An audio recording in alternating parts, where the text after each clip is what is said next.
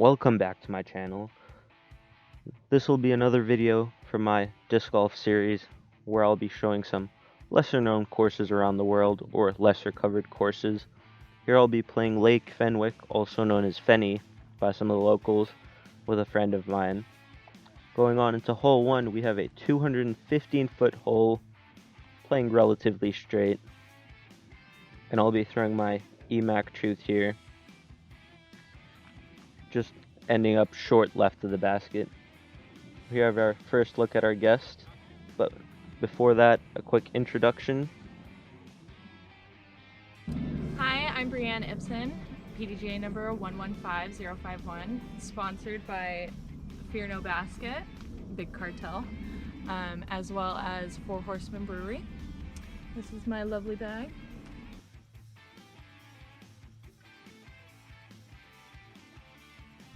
Well, family introduced me when I was really young, but then I kind of grew up a little bit and forgot about it. And then more family, my brother specifically, he played for a couple years and he taught me. And that was about 6 years ago, playing tournaments competitively for the past 2 years and have done pretty well. That was too careful. Here we have Bree throwing a sidewinder, just ending up a little short left of the basket, but perfectly fine with some safe putts to run. Now Bree is putting with rubies, I believe. Just tickles chains and ends up a little long of the basket. I have another tricky lie here for myself, so I end up going to this turbo and tend to rely on this very heavily around this course. It says more about where my drives end up. Now you'll have to excuse these camera angles. This is a more difficult course to film with some very narrow gaps and just not very well thought out camera placement here. After hole 1, both of us walk away with pars, moving into hole 2, playing 290 feet, 88 meters, extremely uphill. So I'm throwing a driver as hard as I can, knowing that on the perfect shot I might be able to make it up there, but certainly not expecting to do so.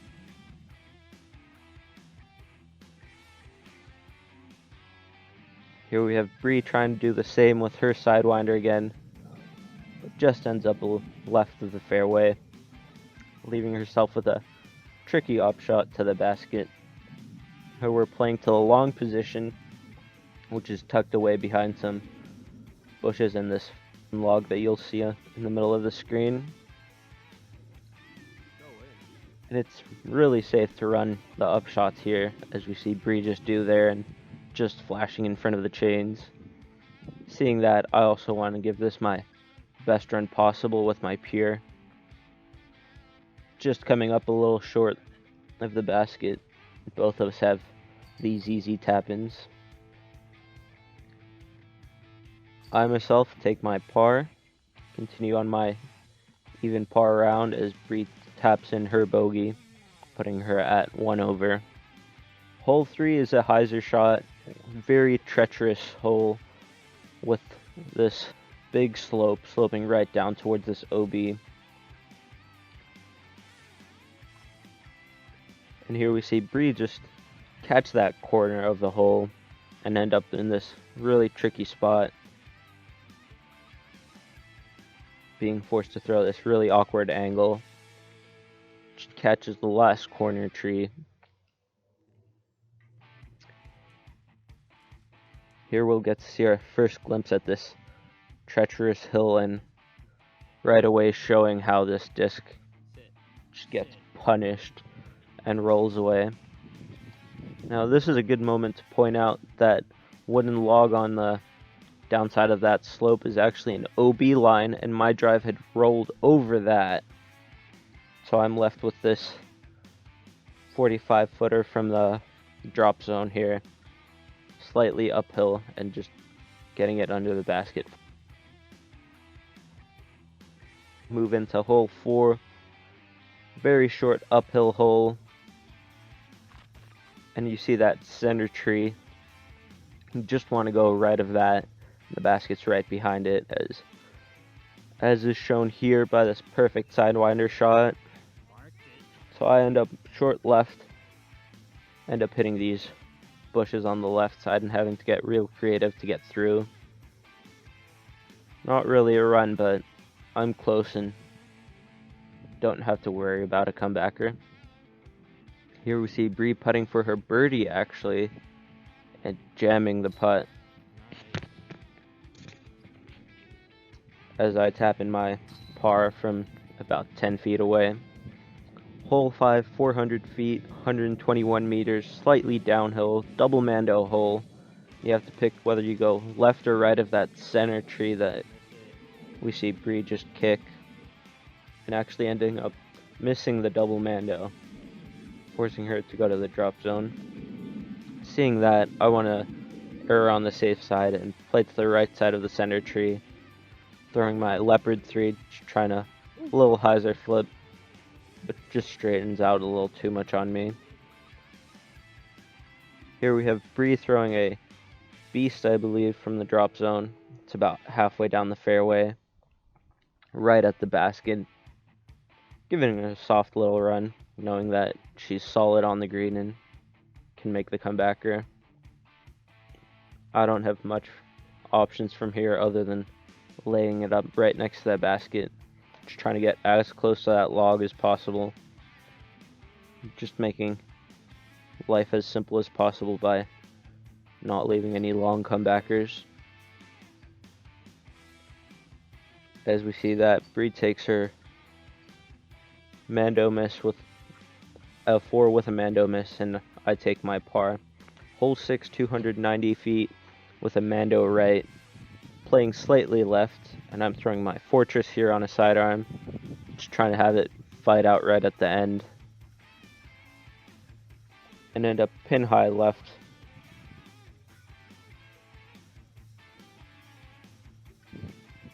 Seeing that, Bree throws the perfect shot here, as seen by this follow flight, and gets into circle 2. A little unfortunate to get stuck underneath this tree that she has to worry about a bit. Still wanting to give it a pretty solid run.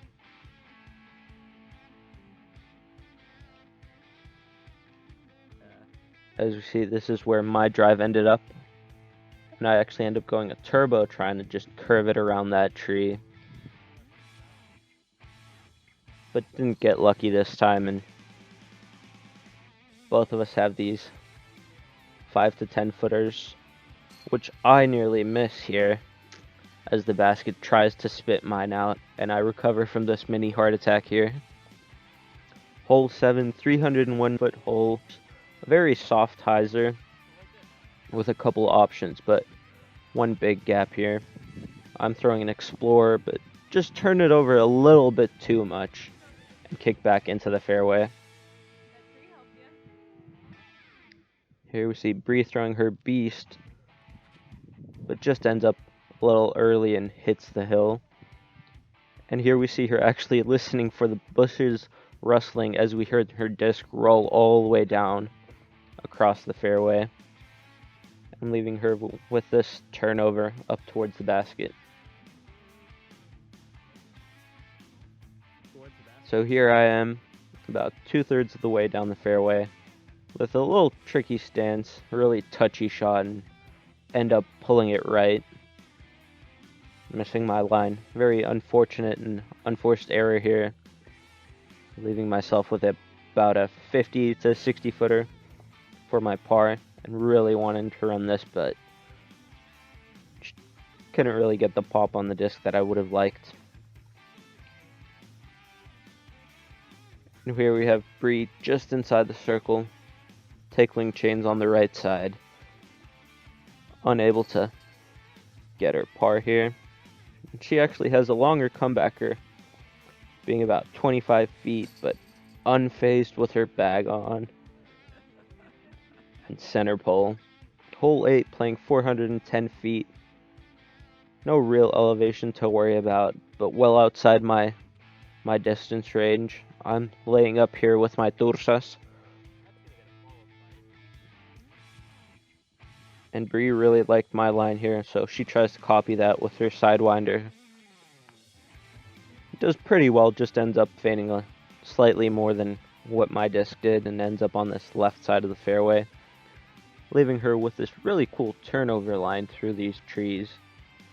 And the gap's much bigger than what it may seem on video here, ending up just a little long of the basket. Now here I am, really trying my best to run this and have a sidearm that flattens out towards the basket, but just didn't hit my angles quite right. As we see another unforced error, unfortunately here. Bree tends to be really solid on the putting green, but just chains out left, and these baskets punish those left side putts. Hole 9, 316 feet, ever so slightly uphill. I'm throwing my wraith as hard as I can, trying to punch it down below this low ceiling at the end of the flight. Just throw it a little too high, but leaving myself around that edge of circle 2 area. Bree again really liked my line and tries to copy that with her sidewinder, but ends up hitting the last branches in the way before you want to hyzer out, leaving her with this rock upshot here and absolutely parks the basket for her par. Here I am, putting slightly uphill, again, really wanting to give this a run. But just like earlier, leaving my pure a little bit low and just a little off cue. But here we are, walk away with our pars, moving into hole 10, nicknamed the Pit of Doom off to the left, 295 feet. I'm trying to punch a sidearm through this very tight, straight gap, but just end up hitting those branches and then ending up right. Now the right side is far better to end up on, as we see Bree throw her diamond perfectly to that right side of the fairway. Now I actually framed myself up in a pretty cool way with this gap, trying to skip in my justice, but just narrowly missing left. I was extremely happy with that effort, and there's not much more that I could do. Here we see Bree's lie, just having to pitch up with a sidearm. Nothing too special here, as we both are about 10 to 15 feet away.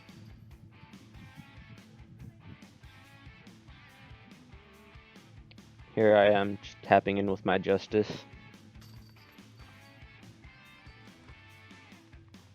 Hole 11, 300 feet, 91 meters, playing slightly uphill. I'm trying to throw my wraith on a sidearm, just flex it up there. But being uphill, I just don't turn it over enough and end up fading out early and ending up short right. Here we have Bree trying the sidearm too.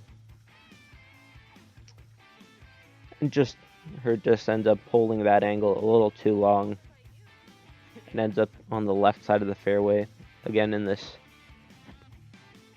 tall brush.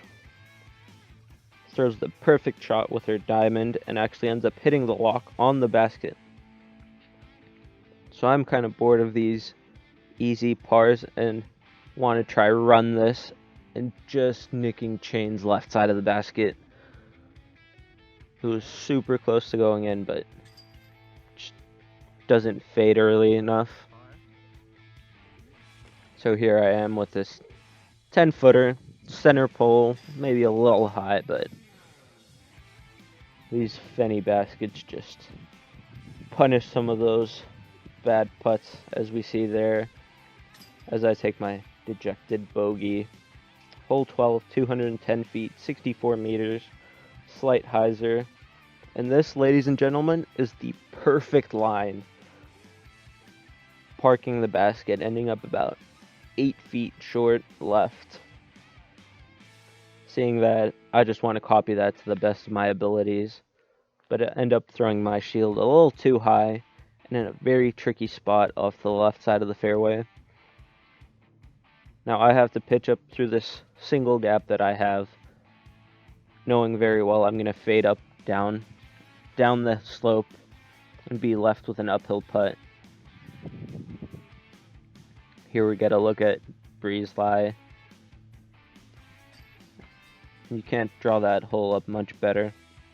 So here's my putt from about 20-25 feet, being forced to go around the left side of this tree close to the basket.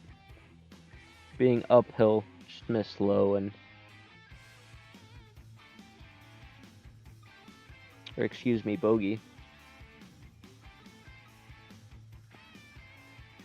Moving on to the next hole, we have a straight to hyzer type shot, a little over 300 feet long. In a very tricky hole where there's some luck involved on the last quarter of the hole. I'm throwing my Bard, just trying to stall it out at the end of its flight, but end up hitting some of this shrubbery, leaving myself with this very tricky pitch up. And I'm happy to even have a par at that point. So Bree actually ended up pin high into the right, and here we'll get a look at her lie and what she's trying to putt through. Just outside of circle 2, maybe 70 or 80 feet with a hyzer putt. Valiant effort, but just couldn't get it left enough, really. I have a tester for par, and extremely happy to walk away with that.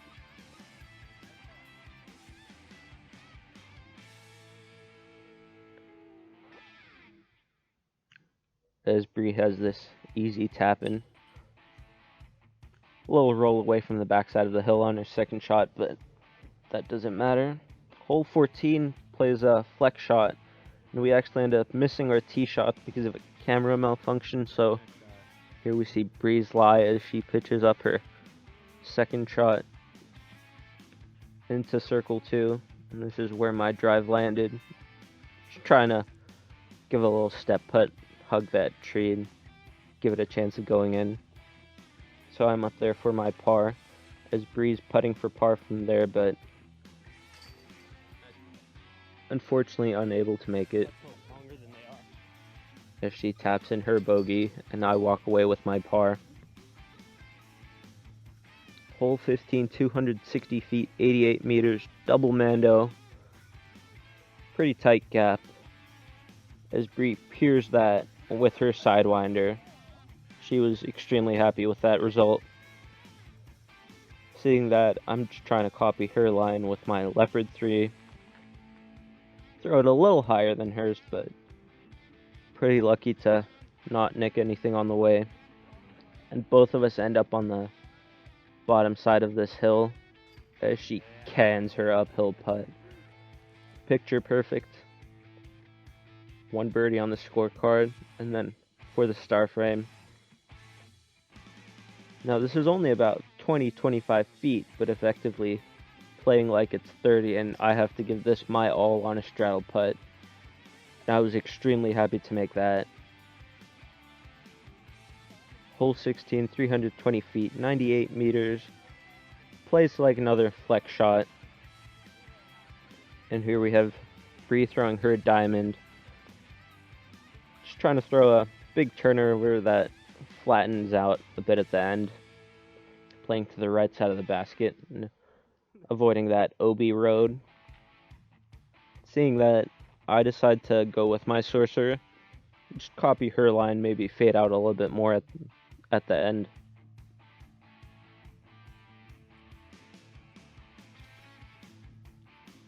So I really like this line out of my hand. And that seemed absolutely perfect. So here we get a glimpse of where Bree ended up off her drive, about 150 feet out, and throwing her rock up there. Here we have my lie for a birdie. Again, circle 2, but the jump putts just weren't on today. As Bree taps in her easy par. And here I am, putting back at the basket. And at this point, my straddle putt was feeling solid, which it normally doesn't. Hole 17, 325 feet, 99 meters, double Mando. Here we have a look at Bree's drive. And we actually ended up missing my drive again.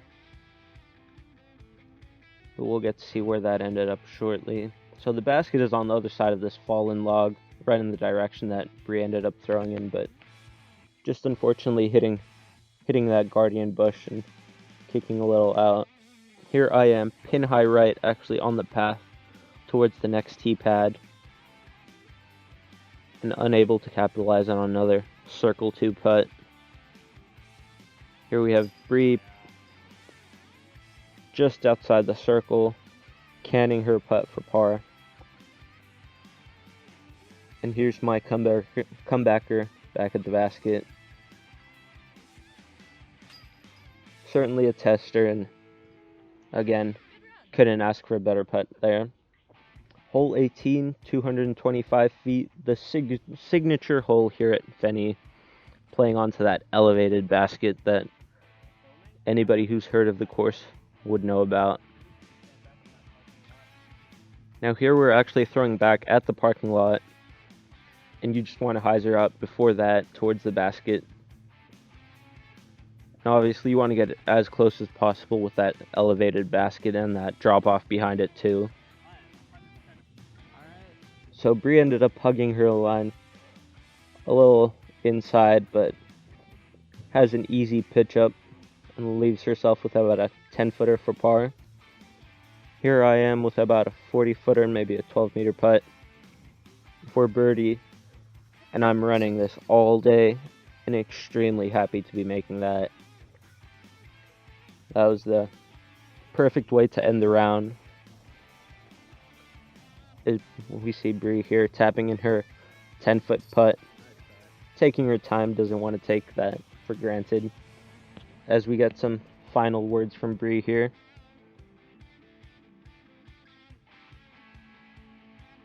Well, I'd say you get a little intimidated at first because if you play with a lot of men play different than women.